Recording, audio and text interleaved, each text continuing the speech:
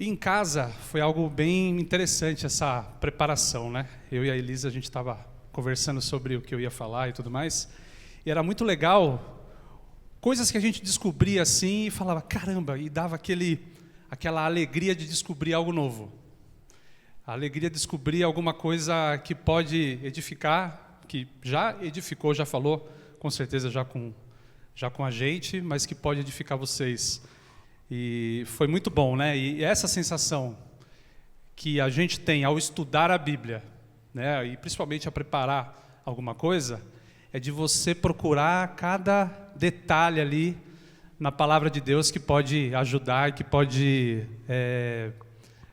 falar conosco de uma maneira diferente. Então, eu queria compartilhar, primeira coisa, isso, e eu queria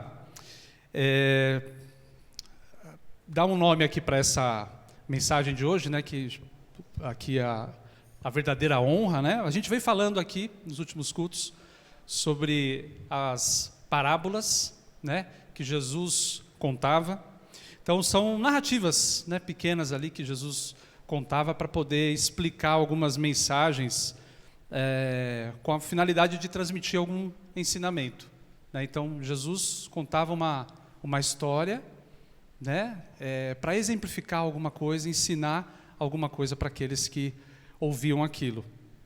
Então a gente já falou sobre as parábolas dos diferentes tipos de solo, a gente falou sobre os talentos, sobre as viúvas, sobre os 2 fundamentos.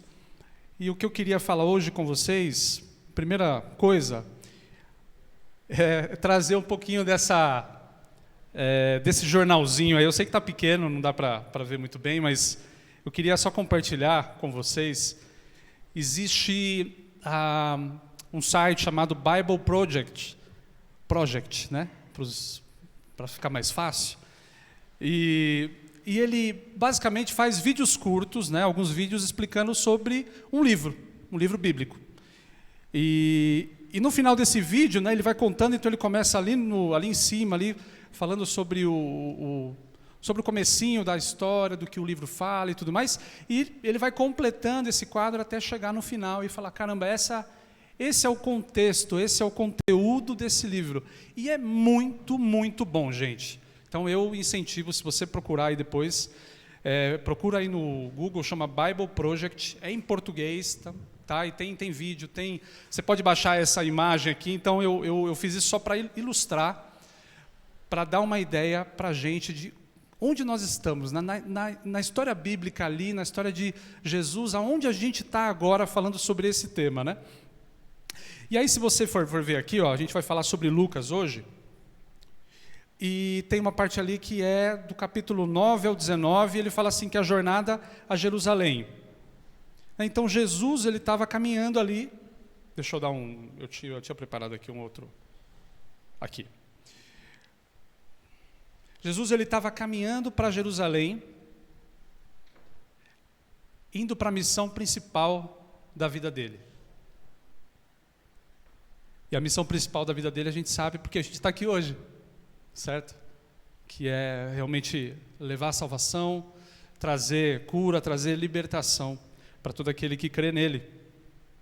E nesse caminho em que ele ia para Jerusalém, para cumprir a missão ali principal da vida dele, ele contava parábolas, né? Ele abençoou muitas pessoas, curou muitas pessoas, mas ele contou as parábolas, e é o que a gente vai falar um pouquinho hoje, sobre as parábolas dos primeiros lugares. Está lá em Lucas 14, de 1 a 11. Então, se você tem a sua Bíblia aí, gostaria que você abrisse ela, que você ligasse ela no seu celular. Se não, eu vou transmitir aqui também, mas eu queria encorajar você que tem a sua Bíblia a olhar. Quando a gente lê mais perto aqui, quando a gente traz isso para mais perto de nós, a Bíblia faz mais sentido, acho que a gente se conecta de uma forma diferente. Então vamos lá, Lucas 14. Antes disso, queria fazer uma oração. A Bíblia, eu estava lendo esses dias, né? A Bíblia é o único livro que a gente lê em que o autor está junto conosco enquanto a gente lê. Já pensou nisso? A Bíblia é o único livro em que o autor está junto conosco quando a gente lê.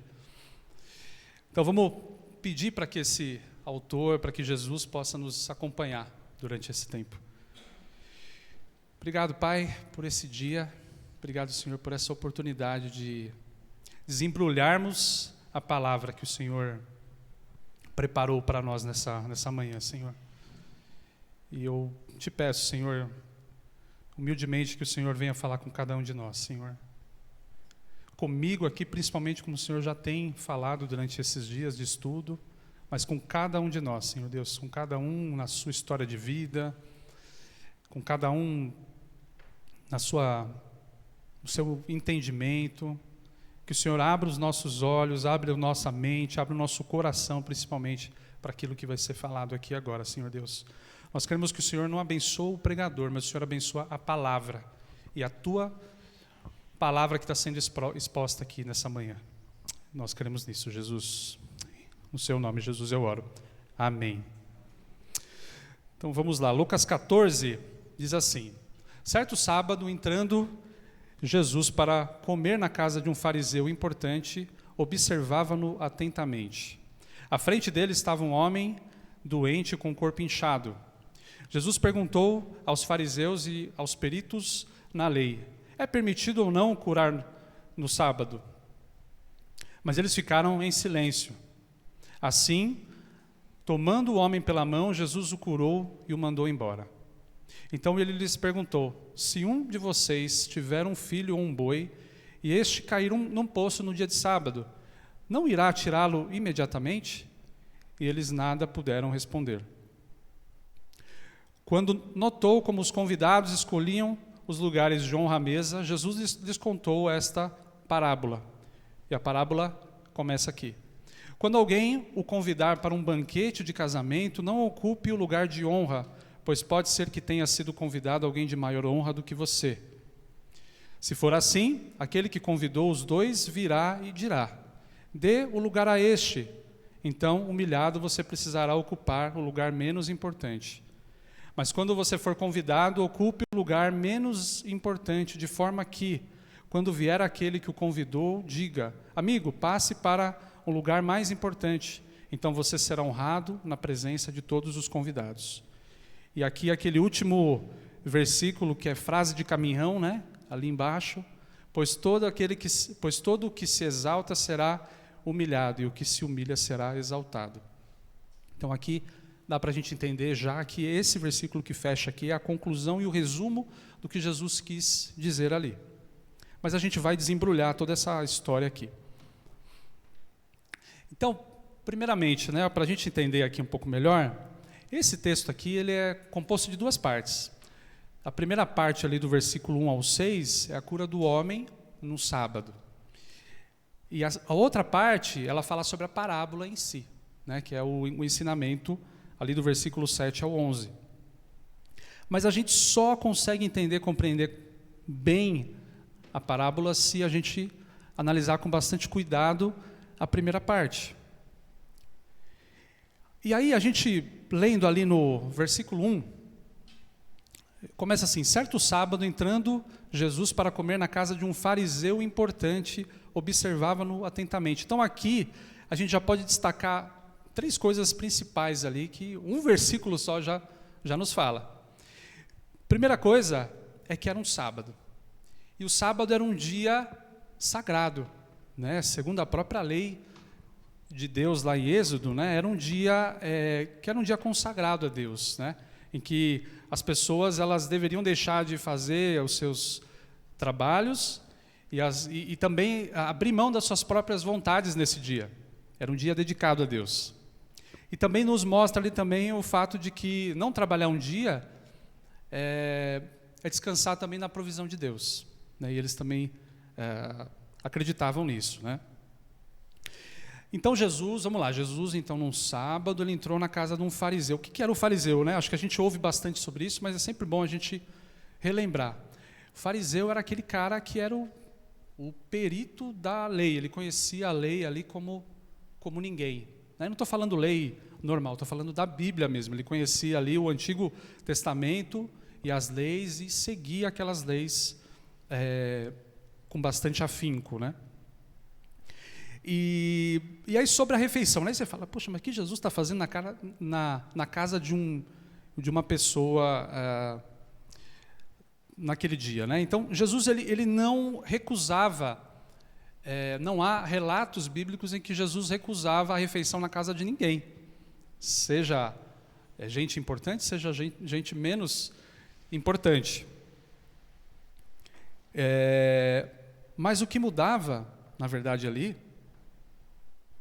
era que o discurso de Jesus, quando ele... Aí eu dei um destaque aqui, né, naquele quadro lá, só para a gente compreender, que Jesus ele tinha, sim, refeições importantes com os líderes judeus, com pessoas que conheciam a lei e tudo mais, e ele tinha também refeição com aqueles que eram os marginalizados, com os pobres, com os pecadores, né? Ditos ali, aqueles que eram desprezados ali pela sociedade, ali na época.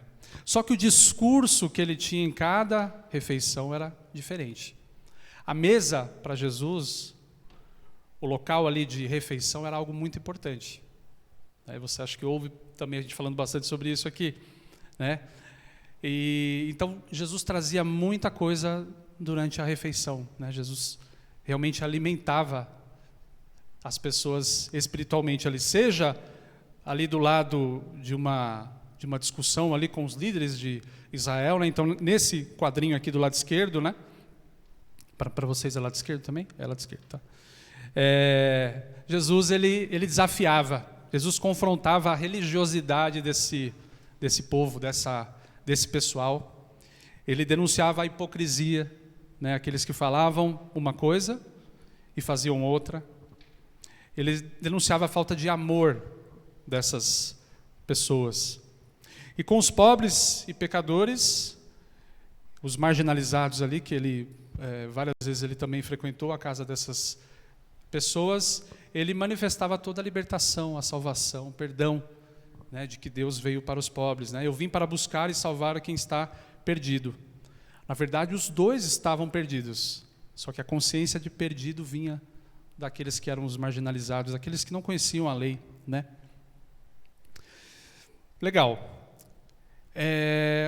Então, passando aqui um pouquinho mais para frente, no versículo 5, né? Jesus vai ali no cerne do problema, né? E fala, então ele lhes perguntou, se um de vocês tiver um filho ou um boi e este cair num poço no dia de sábado, não irá tirá-lo imediatamente? E eles nada puderam responder. Então havia um senso ali de...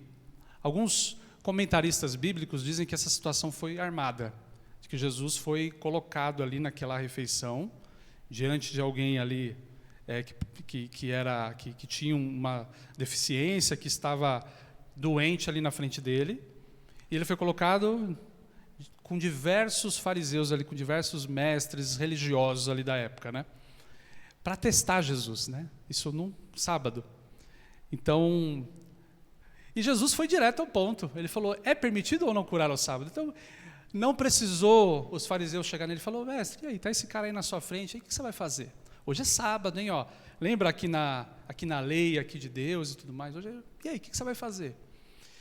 E não foi assim. Jesus já desafiou, ele já sabia, né, a intenção do coração deles. Então Jesus aqui, ele já confronta, ele fala... Ele sabia que, né, nessa pergunta que ele fez, ele já sabia a resposta deles. Tanto é que ninguém teve coragem de responder ali para ele, né? Se acontecer alguma coisa com seu filho, se acontecer algo com alguém que você ama, com a cria ali, o boi, com seus animais, o que você vai fazer? Você não vai fazer nada? Na verdade, a lei não proibia não fazer qualquer coisa no sábado. O que a lei dizia que era para você não trabalhar naquele dia, né? Você não exercer a sua profissão aqui naquele dia. Só que os fariseus, os mestres, né, da lei, eles levaram isso tão a fundo que eles criaram outras regras, e muitas outras regras que a lei, né, de Deus não havia restringido. Então, o que Jesus ali confrontou é que a gente não deve servir a Deus com fingimento, cobrando dos outros atitudes que a gente não pratica. E acho que aqui a primeira lição que a gente pode tirar disso já, e que vai nos ajudar a compreender ali para frente, é que o cristianismo não é um livro de regras, que contém uma tabelinha com o que eu posso fazer, o que eu não posso fazer. Não é uma relação de pecados restritiva em que eu não devo fazer. Não é um código de ética, não é algo que eu posso me vestir, ou regras que dizem como eu posso me vestir, expressões que eu possa falar, nem como eu vou fazer o cabelo, ou coisas desse tipo. Nem mesmo a Bíblia como um mero acessório. Mas o cristianismo é o coração do pecador arrependido, salvo pelo sangue de Jesus Cristo. Uma nova forma da gente encarar a vida, uma visão diferente do reino espiritual. Não é um compartimento separado aqui da nossa vida, que fala, hoje eu vou para a igreja, e nossa, hoje é domingo, hoje eu vou para a igreja, e hoje é o dia de Deus, assim, né? Aí sai, dá meio-dia, 11h30, 11 e pouquinho, você sai ali fora e já fecha alguém ali no trânsito, já xinga o cara e tudo mais. É sobre isso que Jesus fala, né? É sobre isso que Jesus vai falar daqui para frente. Então é com esse pessoal que Jesus está falando ali. Ele não está falando com os discípulos dele agora, ele está falando com esse tipo de gente, com essas pessoas que levavam a lei dessa forma. Então aí com isso a gente pode entrar aqui na parte 2, mas eu queria só antes disso falar uma coisa que aconteceu na sexta-feira. A Elisa estava mal sexta-feira, né, ficou mal e precisou ir no pronto-socorro.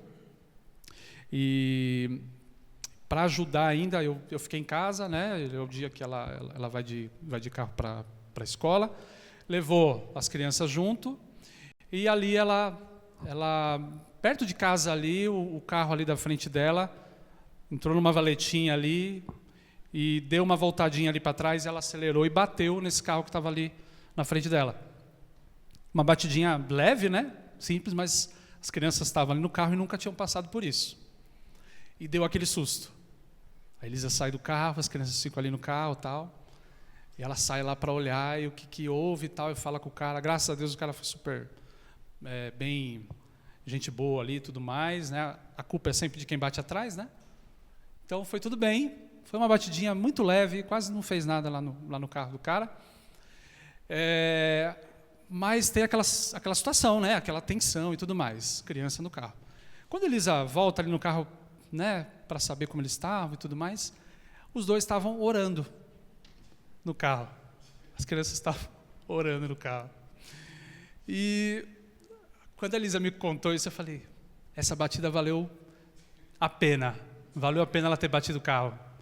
Porque, que coisa bacana. E não é para falar, nossa, nossos filhos, nossa, como eles são espirituais. Não é. Mas é para dizer que quando a gente entende o Evangelho, quando a gente entende a mensagem de Deus de uma forma que permeia a nossa vida como um todo, esse tipo de coisa acontece. E acontece com os pequenos também, que a gente menospreza às vezes, né? Eles estão lá embaixo, e gente, lá embaixo é uma baita de uma aula legal. Deus fala comigo lá embaixo de maneiras que Ele não fala aqui em cima, de verdade. Quando você prepara, você se dispõe, eu já estou dando aqui já, quando a gente for falar de grupo de serviço, de ministério infantil, é muito legal o que Deus faz. Porque quando você prepara, você lê alguma coisa, uma verdade, você tenta fazer com que aquela verdade seja entendida pelos menores, você tem que entender mais aquilo para poder passar, sabe? E é muito legal.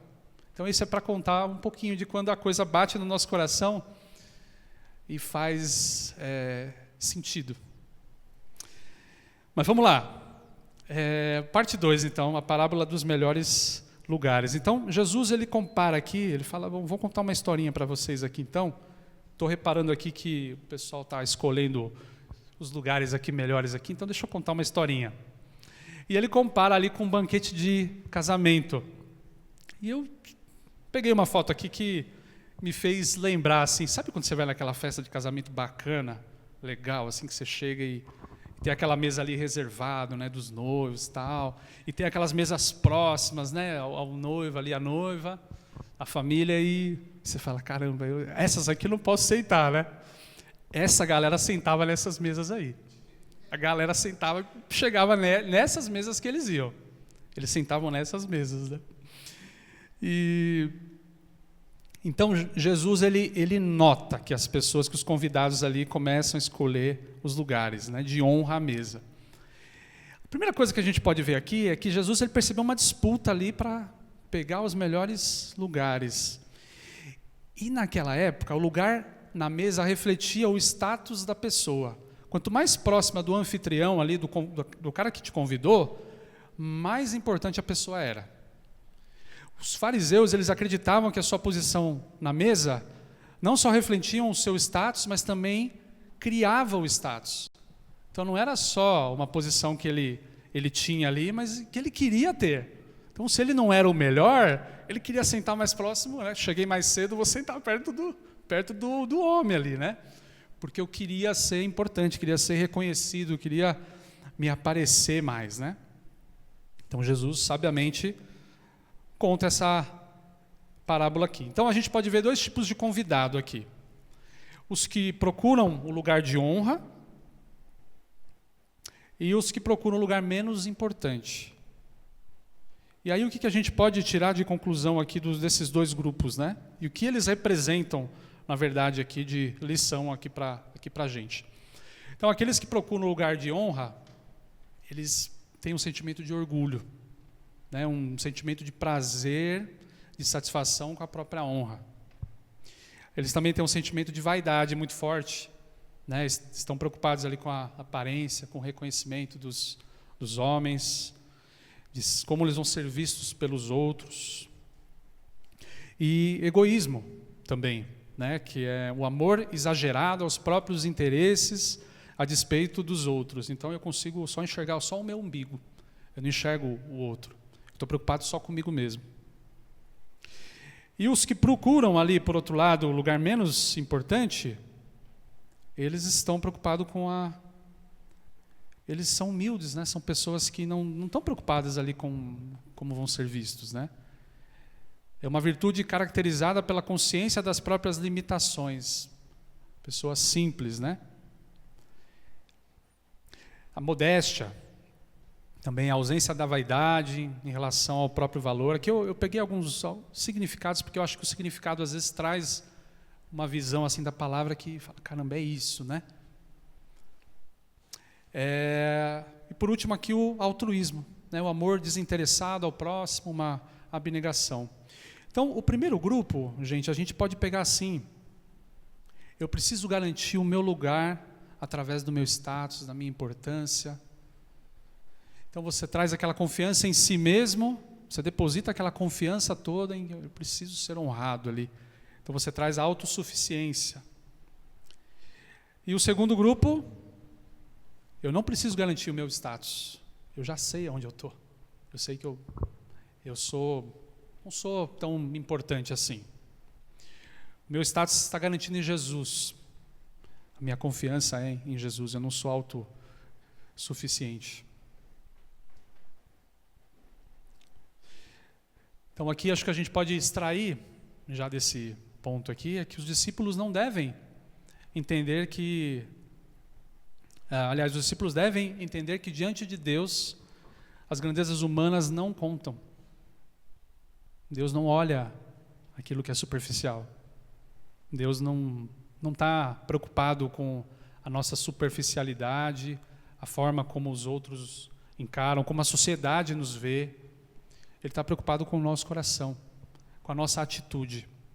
E Jesus foi um revolucionário nesse ponto. Jesus, quando veio ao mundo, ele condenou muitas pessoas, né? E aqui a gente está falando sobre isso hoje, que não entendiam isso, que não entendiam que a verdade, a Bíblia, os ensinamentos bíblicos deveriam tocar o nosso coração. E aí a gente pode aqui parar um pouquinho nesse último versículo, né, que diz assim: pois todo aquele que se exalta será humilhado, e o que se humilha será exaltado. Eu gosto muito de pensar que Jesus, em que posição será que Jesus ficou nesse banquete, nessa refeição? Em qual cadeira será que ele sentou? Eu gosto de pensar que Jesus talvez tenha sentado um pouco mais no fundo ali, e ele lá do fundo saiu falando as coisas que ele falou. Eu não estou falando isso, gente, aqui, não estou encorajando você a sentar aqui no fundo da igreja, tá? Não é eu sou humilde, deixa eu sentar aqui no fundo, pô, legal essa pregação, falou comigo, hein, Otávio? Deixa eu sentar mais no fundo aqui. Não é isso que eu estou falando, vocês sabem disso, né? Mas tem a ver com a atitude, né? Tem a ver com a honra. O lugar que a gente sente honrado, né? E não é por acaso que esse versículo encerra a parábola. Um ensino tão importante como esse, ele também é narrado em outros pontos aqui da Bíblia. A gente vê lá na parábola do fariseu e o publicano, em Lucas 18, 14, e em outras 1, 2, 3, 4, 5 passagens bíblicas que Jesus também fala sobre a mesma coisa. E quase que se você procurar essas passagens bíblicas, tem até quase o mesmo significado, o mesmo sentido ali no final. Que a gente pode entender aqui, partindo já para o final, né, que Deus se revela aos humildes. A palavra de Deus diz lá em Salmo 51, 17, o sacrifício que desejas é um espírito quebrantado, não rejeitarás um coração humilde e arrependido. Então, gente, da mesma forma que o orgulho nos afasta de Deus, a humildade nos aproxima dele, nos traz mais perto dele. Da mesma forma como o orgulho,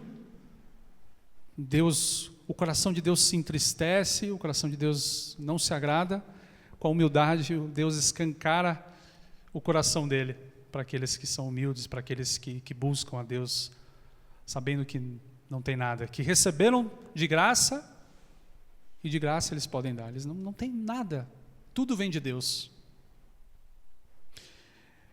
E uma citação aqui do Charles Spurgeon, que foi um grande pregador, diz assim: no reino de Deus, o caminho para cima é para baixo. Jesus fala bastante disso. Eu achei muito impactante isso aqui, né? O caminho para cima é para baixo. Jesus era aquele que tinha o direito de ter toda a honra quando ele veio, né? Deus desceu à terra, falou: caramba, quem que eu vou ser lá na terra? Deixa eu pensar aqui. Quem que eu posso ser lá na terra? Eu posso ser um rei, eu posso ser um grande governante, eu posso nascer num palácio. Ele tinha o direito de reivindicar toda a honra, mas ele não fez. Porque ele tinha uma missão bem clara. Ele abriu mão da glória dele e decidiu viver como servo. Jesus nasceu numa manjedoura, ele lavou os pés dos discípulos dele, ele concedeu perdão no pior momento de sofrimento da vida dele, na cruz. Um ladrão chega do lado dele e fala: o Senhor é o Deus mesmo, eu reconheço que o Senhor é Deus pelo que aconteceu aqui. E ele humildemente reconheceu que ele era Deus, e Jesus concede perdão ali na hora. Numa vida inteira sem conhecer a Deus, a pessoa ali na hora teve o perdão dele. Então isso nos faz pensar que nós nunca somos mais honrados do que quando nos é permitido imitar o exemplo de Jesus. Nós não podemos ser mais honrados do que imitando Jesus como exemplo. Queria ler com vocês um versículo que, na verdade, eu vou pegar minha Bíblia aqui porque eu não coloquei projetado aqui. Que está lá em Filipenses 2, 5 a 11.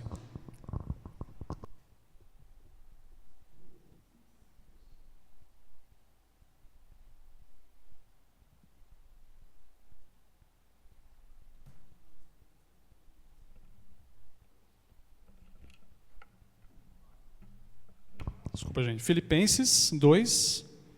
Gente, não estou conseguindo aqui meu...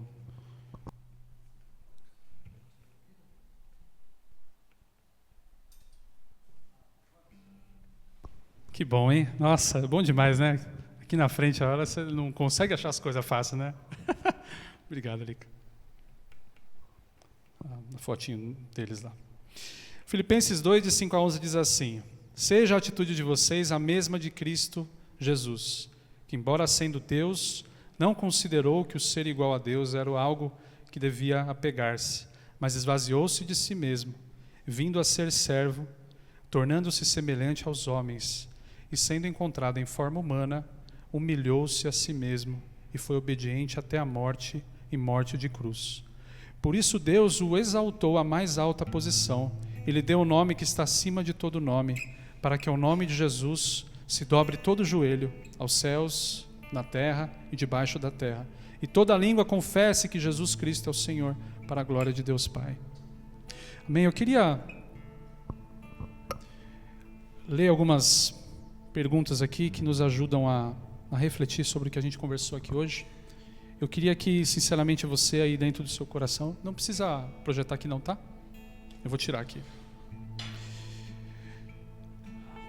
Para que a gente pense um pouquinho sobre como o orgulho está dentro de nós, de maneira que a gente não enxerga às vezes. E não é porque eu estou falando aqui que eu sou melhor, tá, gente? Na verdade, eu sou o primeiro a ser impactado com tudo que eu estou falando aqui. Eu gostaria que você respondesse dentro de você mesmo as perguntas que eu vou ler agora.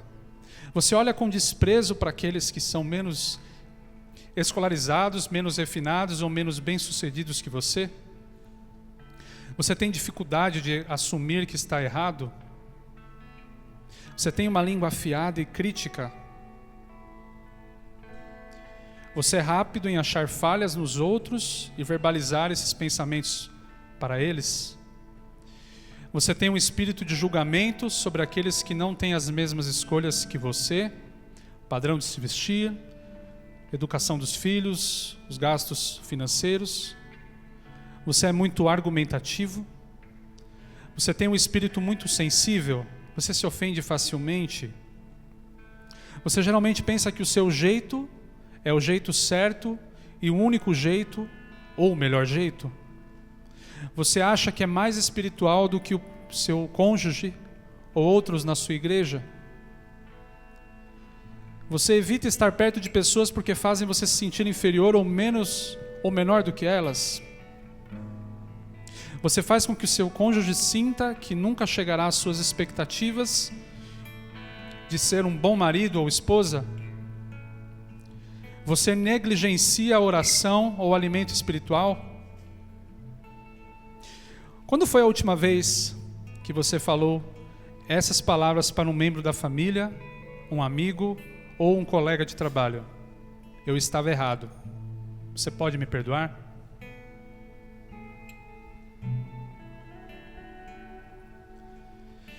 Agora, quantos de vocês ouviram tudo isso que eu falei e pensou em uma outra pessoa? Queria orar com vocês.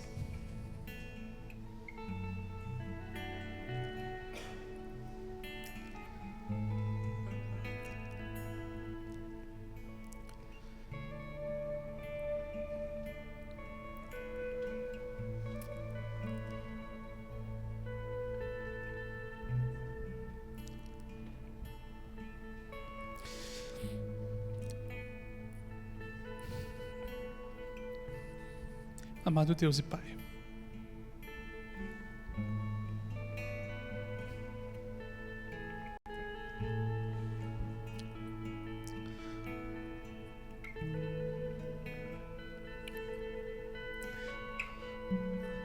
servo sofredor,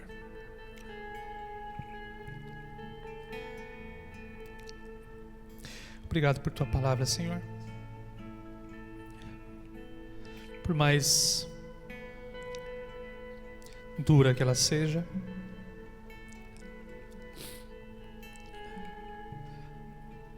por mais cortante que ela seja,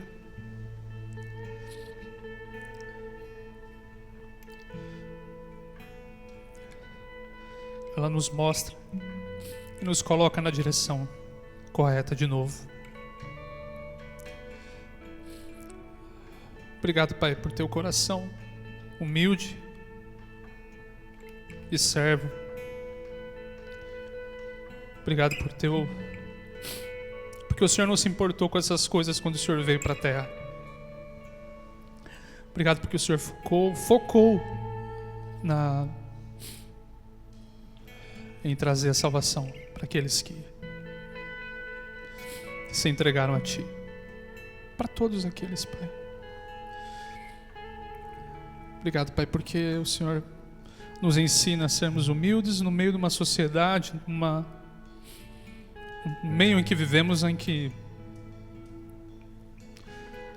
a gente não vê isso. Isso não é pop, não tá na moda.